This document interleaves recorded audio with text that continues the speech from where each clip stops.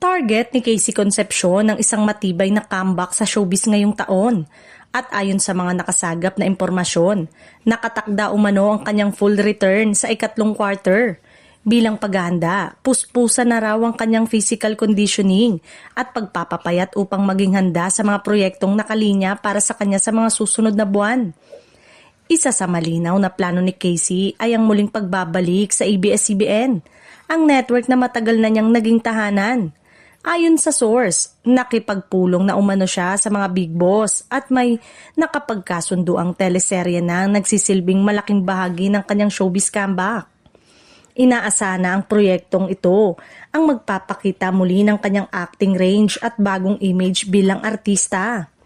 Hindi lang pag-arte ang balak tutukan ni Casey dahil nakaplano rin daw ang kanyang pagbabalik sa recording scene. Matatanda ang naging aktibo rin siya sa music industry noon. Kaya inaasahan ng fans na makakarinig muli ng bagong kanta o album mula sa kanya, kasabay ng kanyang pagbabalik eksena.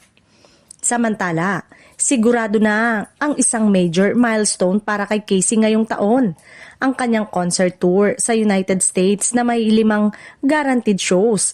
Ito ang magsisilbing unang malaking hakbang ng kanyang comeback kung saan makakasama niya ang kanyang international fan base at muling mapapatunayan ang kanyang stage presence bilang performer. Gayunpaman, nagkaroon umano ng konting aberya sa paghahanda ng concert matapos magpresyo ng mataas ang team ng isang artist na dapat sanay magiging special guest.